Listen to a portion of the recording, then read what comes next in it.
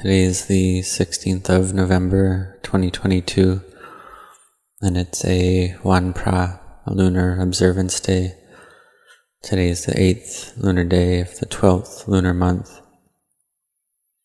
And in Thai, Wat Marp, the pra comes from Vara in Pali, meaning that which is excellent or supreme.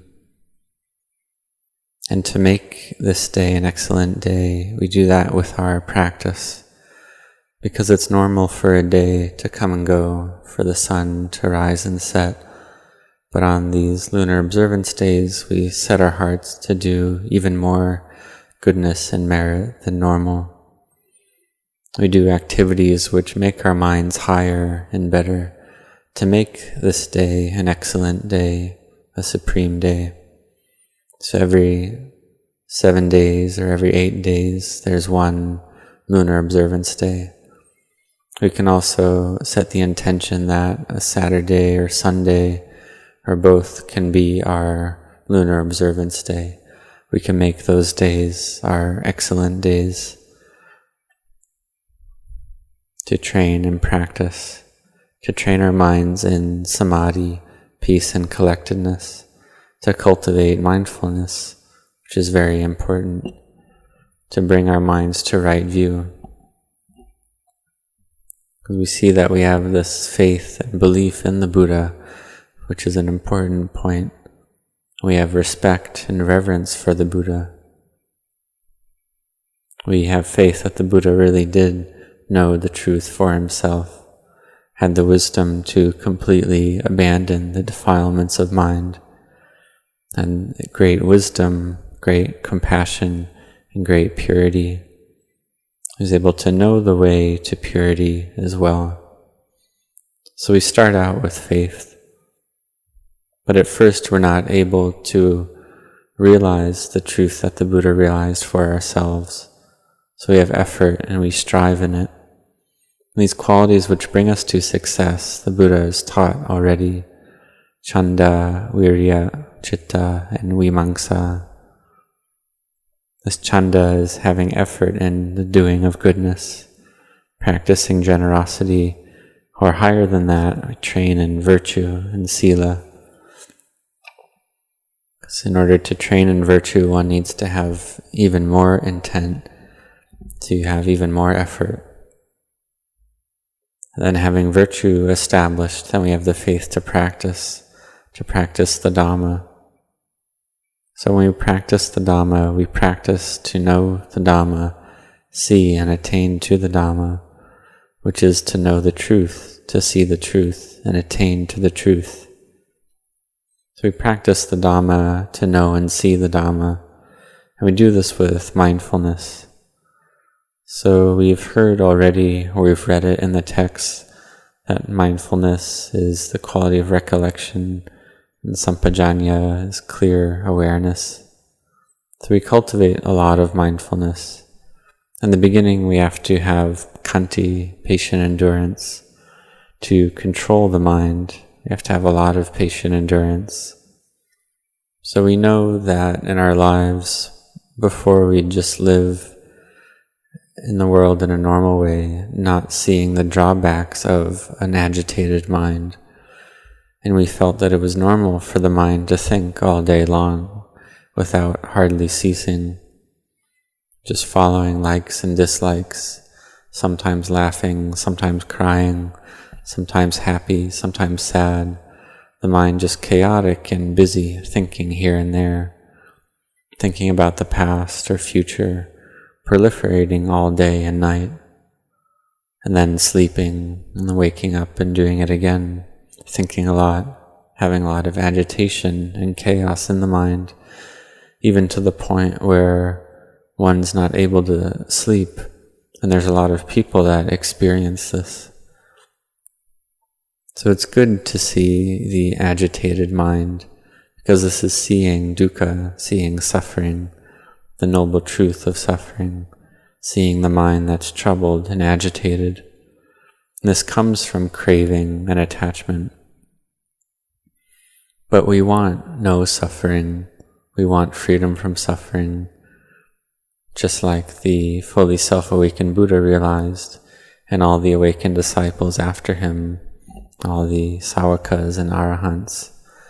And all of them taught the path of Sila, Samadhi, and Panya, virtue, collectedness, and wisdom. The Buddha taught that one who trains in Sila, Samadhi, and Panya can see the Dhamma, can know the Dhamma. So we know this, and we have effort in our practice.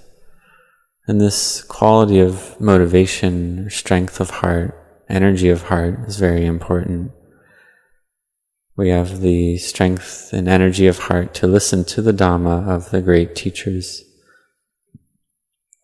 And we have faith and belief that they've succeeded in their practice already. For example, Venerable Ajahn Mun and Venerable Ajahn Chah. So we may or may not have had the cultivated merit to meet these great teachers in person, but we can be close to their teachings. We have the merit for that. And so we meet the way of the path of practice. We strive and have effort in that path. So we know about it already. We've seen and heard about Sila, Samadhi, and Panya. So we see that virtue is controlling our behavior of body and speech. But this quality of Samadhi, we have very little of that, the firmly established mind. We close our eyes and set the mind to know the in and out breath, and the mind thinks and proliferates. So we need to really set our hearts on this practice, because we have 5 old friends that we've associated with for a very long time already. This thinking, agitated mind, liking according to sensuality, sensual desire, ill will, sloth and torpor, restlessness, skeptical doubt. These are friends that we've been associating with and being close with for a very long time. Our mind likes these 5 things very much. But these 5 qualities obscure our minds and prevent them from gathering in peace. So we have to cultivate a new friend, which is our kammatthana, our meditation object. We need to associate with that friend, which is to associate with a wise individual. These 5 hindrances are not wise friends. They make our minds agitated. And so the great teachers taught to practice our kammatthana, which is our basis for work, our place of work, which we make into our new friend, to bring our mind to peace and collectedness, to bring our mind to a single object, a single point. So we know this, and we can practice with the mantra Buddho, Dhammo, Sangho, because we want our minds to be cool. We don't want a hot mind. But we may practice for not very many days or not many months. We feel that we really want this quality of peace and collectedness, and we want it to be deep. And if we have the previously established or previously cultivated parami, then we are able to do this. But if our past parami is not to that level, then we can't gather in samadhi that quickly. So we have to have patient endurance first. And what we need to do is practice a lot, to really do the practice a great deal, to make effort in it, to not give up, to not stop in our efforts, because we need to realize samadhi. A great teacher, Venerable Ajahn Chah, compared it to water in the ground. If we dig a hole, if we dig a well, and we don't stop digging, then we'll meet with water for sure. It might be difficult. It could be 100 meters down, 300 meters down. But if we keep going, we'll meet with water for sure. Because the water's there. The water's there. But in some places it's more shallow or more deep and harder or easier to reach. So if we make effort without ceasing, then we'll get peace of mind for sure. We'll get samadhi for sure.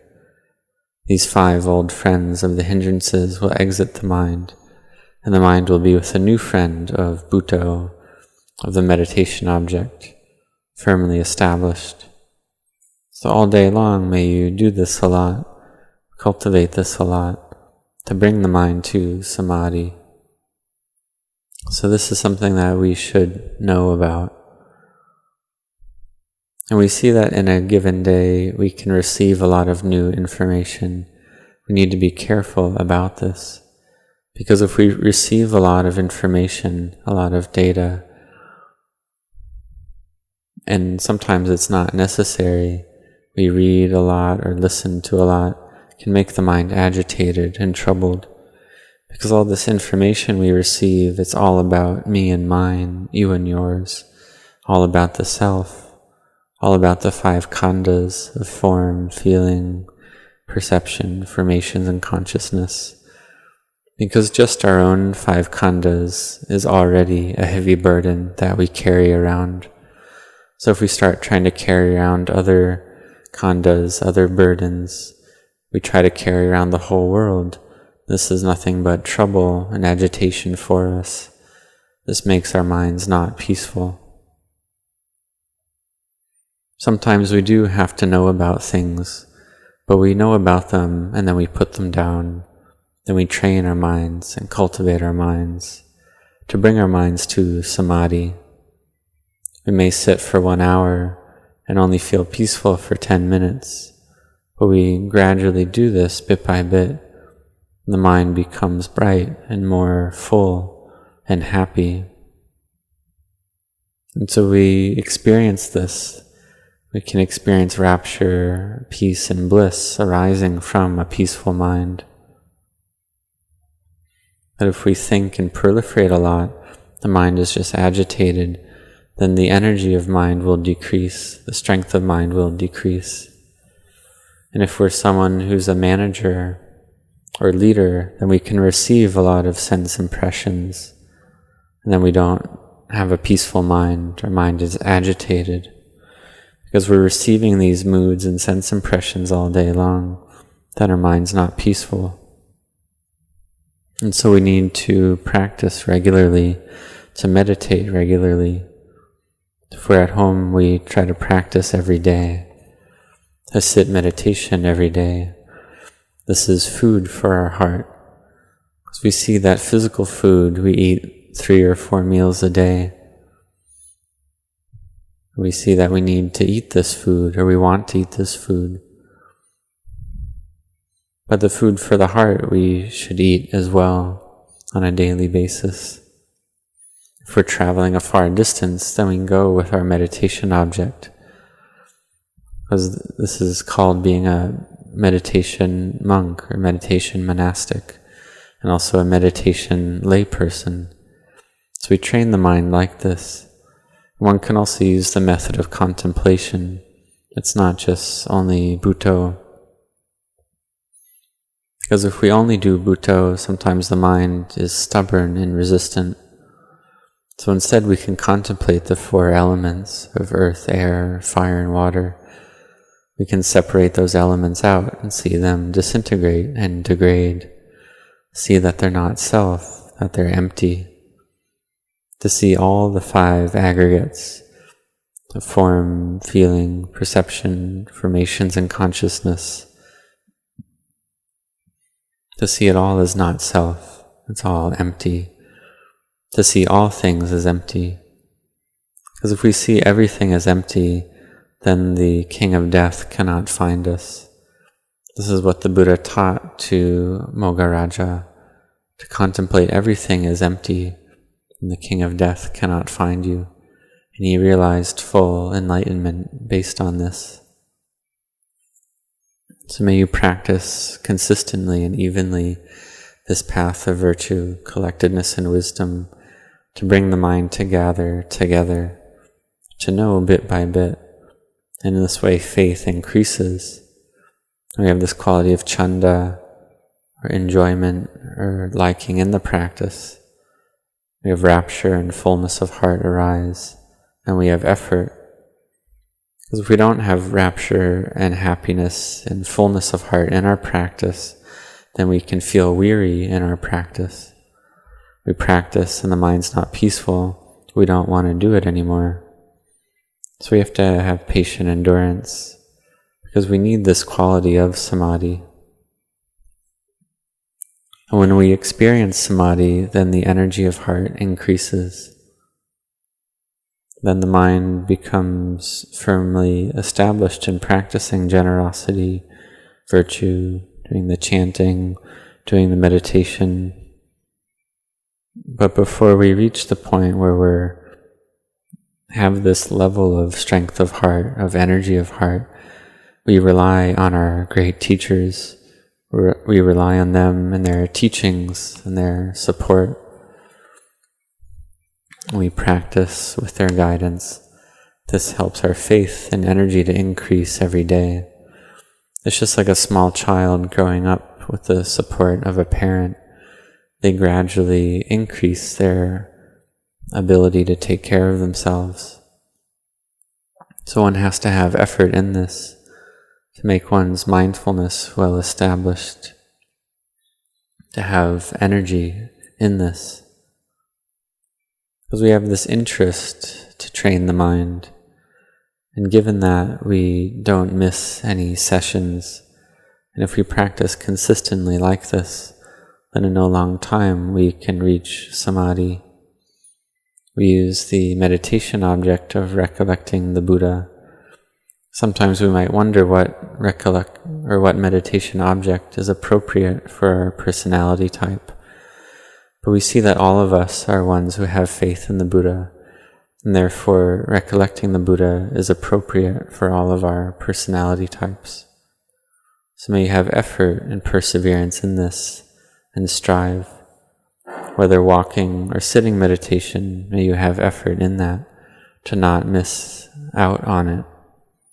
So you walk and sit meditation, and in the end the mind gathers in samadhi. It could be kanaka samadhi, or a little bit of samadhi. But these little bits, we keep getting more and more of them. They become stronger and more powerful. It's like getting money. We may get a small amount of money, then another small amount, and it adds up. May we get 100 baht or dollars or 1,000 or another 1,000, and it accumulates like this. It increases. So we need to be careful with our minds. So we train and practice, and we may wish that the greed and aversion will just disappear, but they don't disappear straight away. They're still there. So we have to have patient endurance first. And as we keep practicing, we see that the greed and aversion, they do decrease in strength gradually, bit by bit. They become less and less, and samadhi becomes more and more. So the important point is to set our hearts and minds, to set our hopes on striving to see and know the Dhamma.